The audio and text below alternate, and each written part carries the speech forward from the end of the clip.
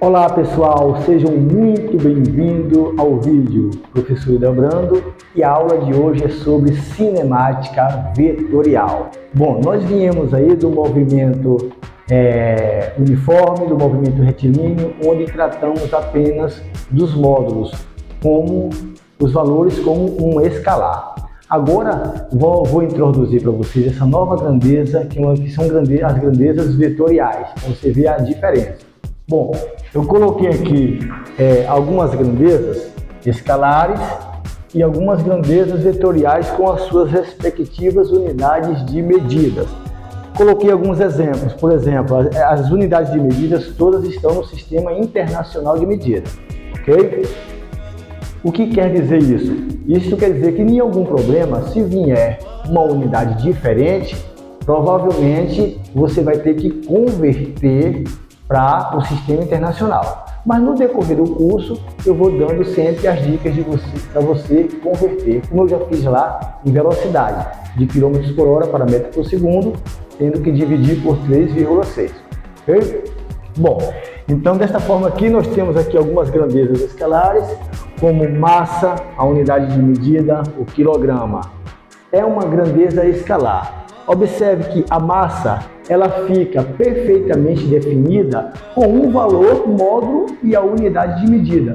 Por exemplo, fulano, Joãozinho, vai ali no supermercado e me traga 1 quilo de açúcar. Você entendeu a mensagem? 1 quilograma. Ou seja, o módulo, que é o valor da intensidade da grandeza, mais a unidade de medida. O tempo, a unidade em segundo. Vamos supor que você cronometrou lá no relógio um evento e esse evento durou 20 segundos. Você entendeu. Tempo igual a 20 segundos, ou seja, a unidade de medida juntamente com o módulo, a intensidade, o valor da grandeza. E assim serve para todas as outras. A energia, a unidade de medida em joule, no sistema internacional, a temperatura, o grau Celsius, o volume, metros cúbicos, e uma outra grandeza escalar, a densidade, que é o quilogramas por metro cúbico.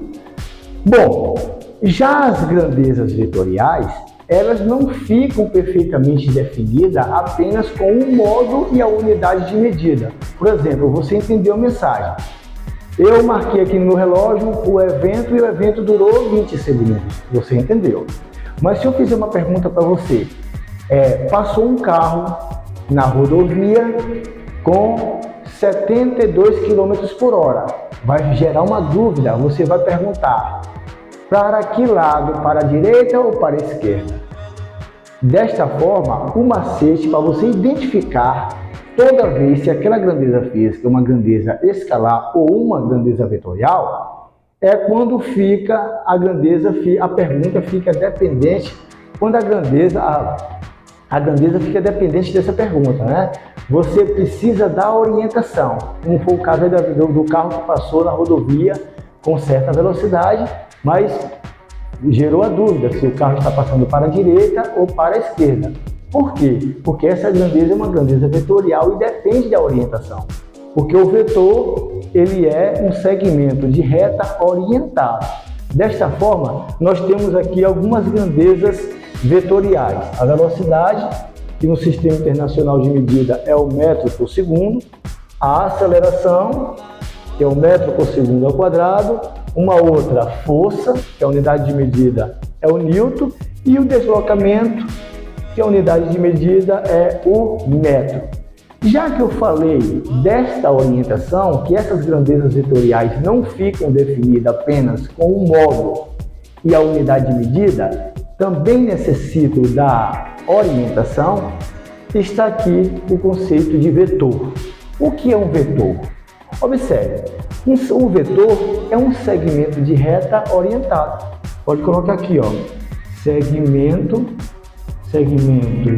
de reta orientada. Desta forma, pessoal, olha que interessante. Eu coloquei aqui o vetorzinho A como sendo essa setinha oblíqua, certo? Que tem esse tamanho aqui. e coloquei um conjunto de outros segmentozinhos também orientados. Desta forma, o vetor A, ele é o representante dos infinitos vetores que estão na mesma direção, no mesmo sentido e com o mesmo tamanho, com o mesmo módulo. Porque quem define aqui o vetor, vamos lá, ó, módulo,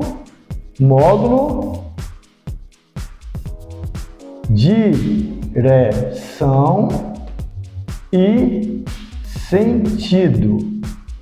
São esses três entes aqui que definem quem é um vetor. Esse vetor tem que ter um módulo, ou seja, o tamanho dele, a intensidade dele, a direção aqui no caso oblíqua, e o sentido.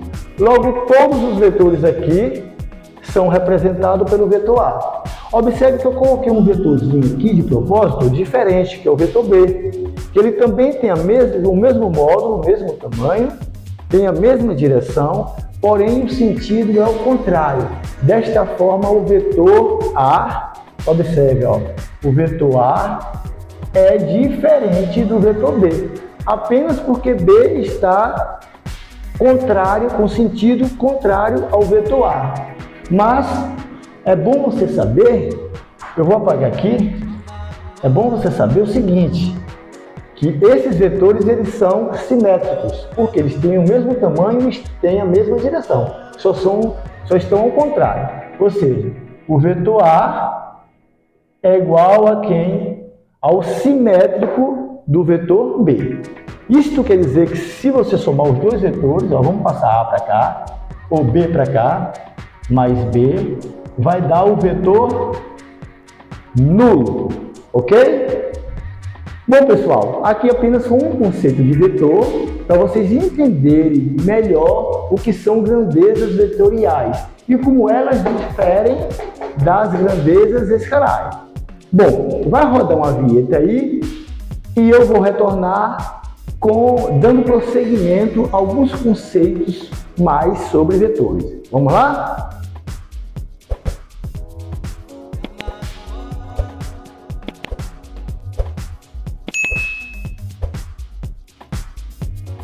Bom, pessoal, o vetor ele pode ser representado por uma letrinha com a seta em cima, no caso aqui eu coloquei V. Se foi dado os pontos das suas extremidades, pode vir representado também com as duas letras maiúsculas, com um vetorzinho em cima, ou sem o vetorzinho em cima, você pegando o ponto final e subtraindo do ponto inicial. São três representações para vetores. E como seria a adição de vetores? Vamos somar vetores que estejam na mesma direção por enquanto. Desta forma, eu coloquei aqui dois vetores, representado com a primeira anotação aqui, eu tenho o vetor Azinho, mais o vetor Bzinho. Observe que esses dois vetores ele têm a mesma direção e o mesmo sentido. Bom, a adição dos dois vetores acontece somando o vetor A mais o vetor B. Logo aqui eu tenho o vetor S, que é o vetor soma. Como é que isso acontece na prática? Vamos supor que eu tenho aqui um bloco de massa M e duas forças sendo aplicadas neste bloco. É a força F1 e a força F2. Logo, quem é a força resultante? Vai ser a força F1 mais a força F2, ok? O bloco ele vai ganhar mais velocidade, ele vai sair mais ágil porque tem duas forças aplicando sobre ele. Bom, no caso de vetores que estejam na mesma direção e com sentidos contrários, como eu tenho aqui o caso do vetor A, que está nesse sentido, e o vetor B, que está no sentido contrário. Se você somar os dois vetores, olha como é fácil. Eu vou ter um vetor soma, que é o vetor subtração. O vetor A menos o vetor B. Observe que a orientação do vetor resultante, deixa eu apagar aqui, ficou um pouquinho escuro aqui para entender. baixar aqui mais um pouquinho. Observe que o vetor soma, ele vai ter a orientação, ou seja, o mesmo sentido do maior vetor, que no caso aqui é o vetor A, ok? Bom, como seria isso aqui na prática? Basta eu inverter. Vou utilizar o mesmo exemplo de um bloco de massa M, pelo qual seja aplicada duas forças, porém, neste caso aqui, as forças vai ser com sentido contrário. Logo, a força resultante vai ser a força F1 menos a força F2. E da mesma forma, a intensidade da maior força é quem vai dar a orientação, o sentido de deslocamento do bloco. Digamos aqui que a força F1 seja maior do que a força F2. O que acontece aqui?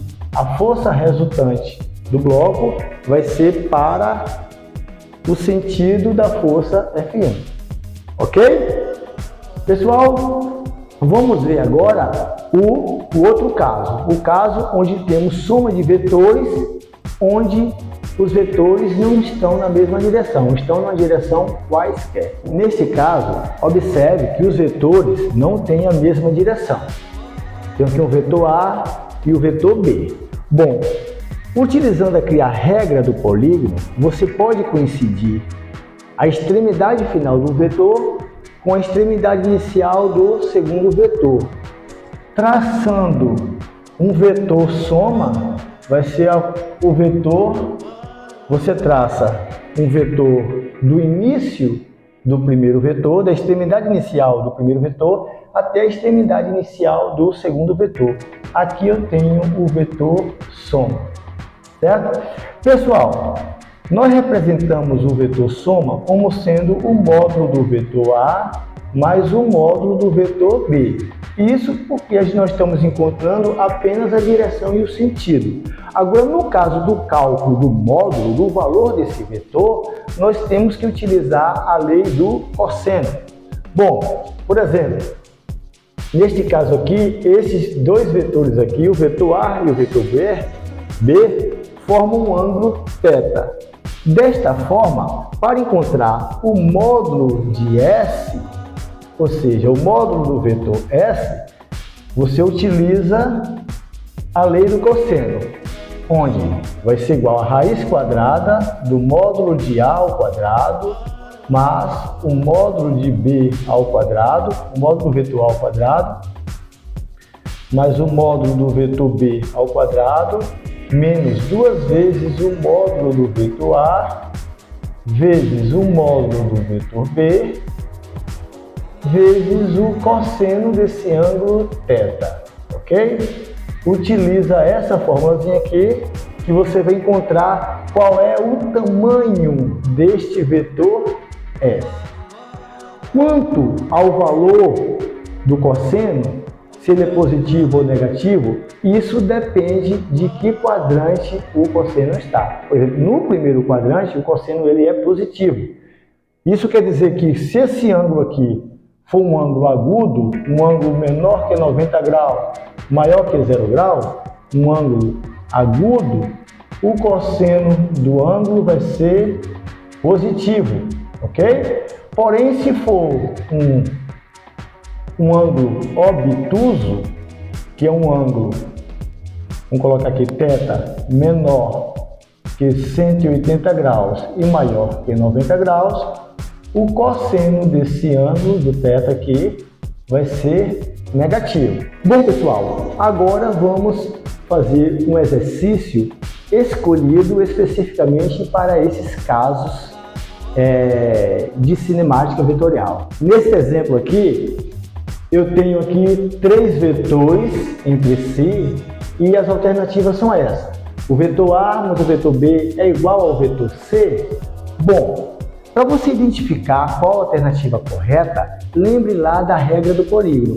A regra do polígono diz que o vetor soma é igual à soma dos outros dois vetores, ou três, ou n vetores, pelo qual a extremidade final de cada um coincida com a inicial do outro. E o vetor soma vai ser aquele vetor que é traçado do início do primeiro vetor da extremidade inicial até a extremidade final do último vetor. Observe que neste caso aqui, o vetor A está partindo do início de B para o início de C. Logo, não é o vetor A, que é o vetor soma. O vetor C está partindo da extremidade final de A para também a final de B. Desta forma, também não é o vetor C, o vetor soma. Logo, o vetor B é quem obedece à regra do polígono, porque ele parte do início de um vetor, que é o vetor A, para o final de um outro vetor, que é o vetor C. Sendo assim, eu posso afirmar aqui que o vetor A mais o vetor C vai ser igual a o vetor B. Porque a soma, quando você identifica quem é o vetor soma, ele vai ser igual ao somatório dos outros vetores, ok? Desta forma aqui, nós temos aqui, vamos ver qual é a letra aqui, né? A liga aqui está dizendo que A mais C é igual a B. Bom, desta forma,